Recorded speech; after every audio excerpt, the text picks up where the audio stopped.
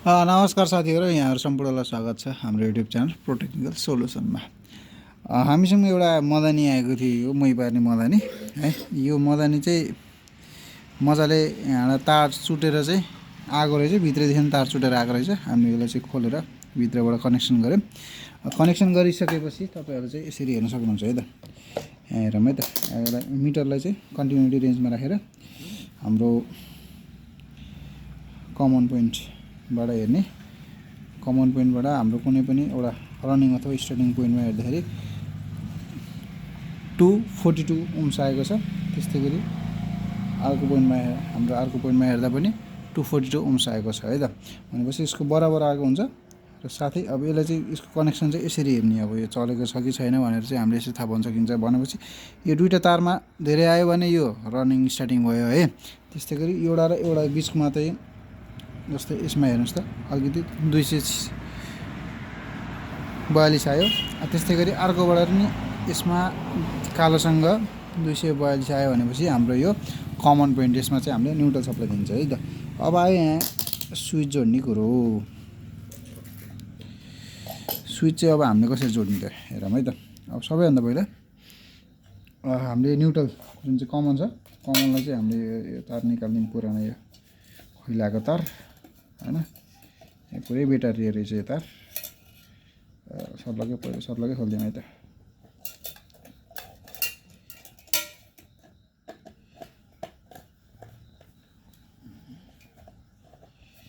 यसलाई खास जोड्न सजिलो चाहिँ माथिबाट हुन्छ है।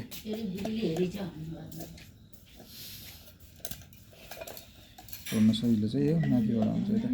ठिक छ। यो क्यापेसिटर मैले बाहिर निकालेँ। यहाँ हेरौँ है त। अब के छ भन्दा उताबाट आएको लाइनर न्युट्रल हेर्नुहोस् है। यो भनेको लाइनर न्युट्रल है। हाम्रो प्लगइनबाट आएको चाहिँ, प्लगबाट आएको चाहिँ यो लाइनर न्युट्रल। एउटा चाहिँ न्युट्रल चाहिँ हाम्रो कालो तार चाहिँ जुन न्युट्रल अथवा फेज जता पनि यो बिचमा हालिदिनु होला। एउटा यो वान वे स्विचको यसको तलपट्टिमा हालिदिनु होला। त्यस्तै गरी एउटा अर्को पोइन्ट चाहिँ हाम्रो यो 2 वे स्विचको बिच पोइन्टमा हालिदिनु होला है त।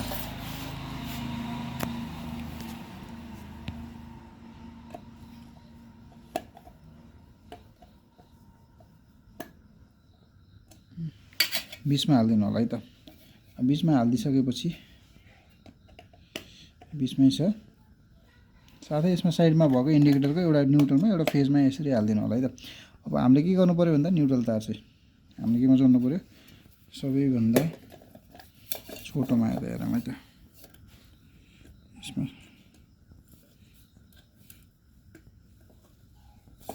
अझै अलिकति यसको पाटोलाई छिल्दिउँ हामीले।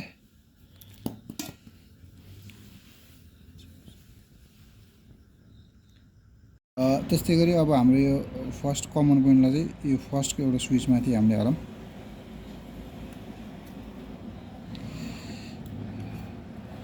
सबभन्दा सजिलो उपाय भनेको यसलाई चाहिँ निकालेरै सजिलो हुन्छ। यो स्विच निकालेर हाल्न सजिलो हुन्छ। तैपनि हामीले यसरी नै हाल्दिउँ है त। मैले यसरी हालेँ, हेर्नुहोस्।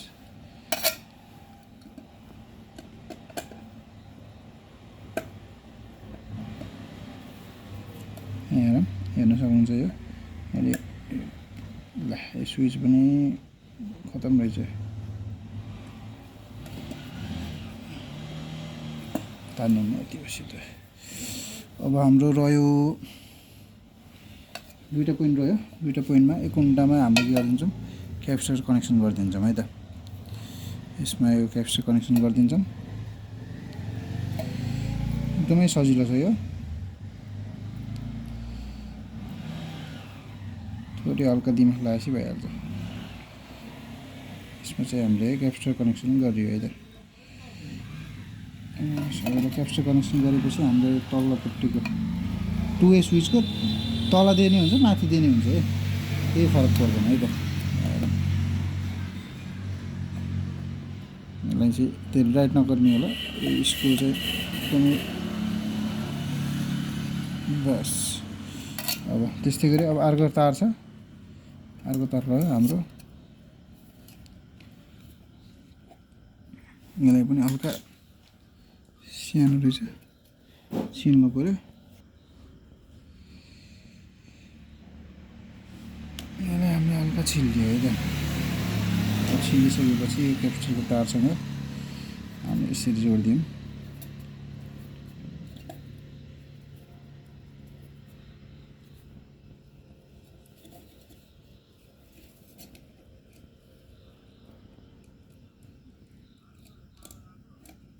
यो माथिपट्टि यसरी जोड्ने।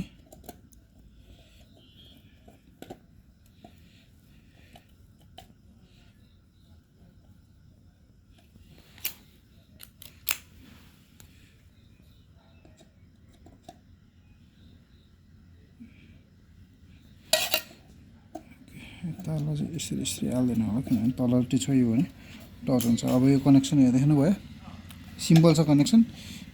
यो पनि हाम्रो ओके भइसक्यो। तपाईँलाई जस्ट यसको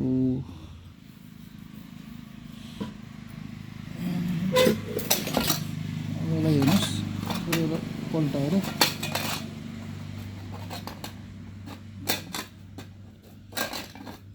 जान खोजेन त हो। त्यहाँ एकदमै राम्रोसँग चारतिर यसलाई अडाएर यसरी बिस्तारै है त। अब हेरौँ यहाँ नट यहाँ यसरी अडिन्छ। यो साइड पनि नट हल्का आयो, त्यो साइड पनि हल्का आयो होइन। भनेपछि यसरी चाहिँ हाम्रो के छ, यो लाग्छ। अब यो नट चाहिँ यसरी लगाउँ है त, स्वाइङ स्वाइङ।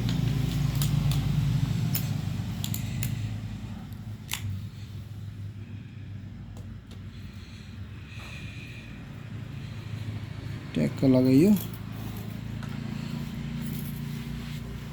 अर्को नट ट्याक्क लगाउने, छ्याक्क भइहाल्छ।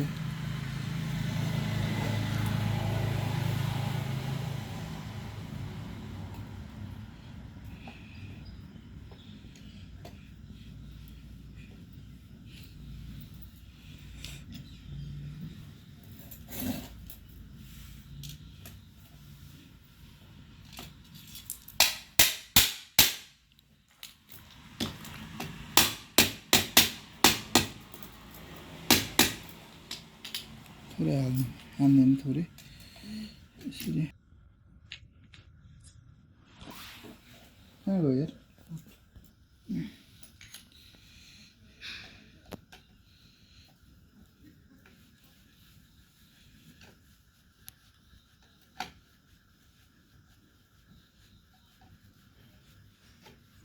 तिनटै नट मजाले बस्दैन है त।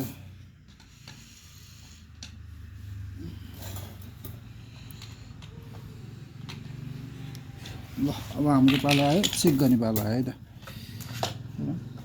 स्विच बोर्डमा लगाइन्छ,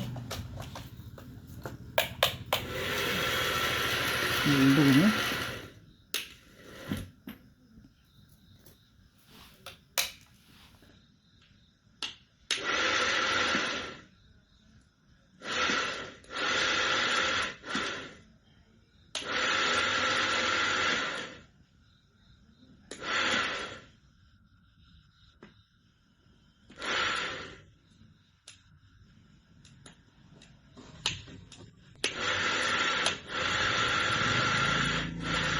ल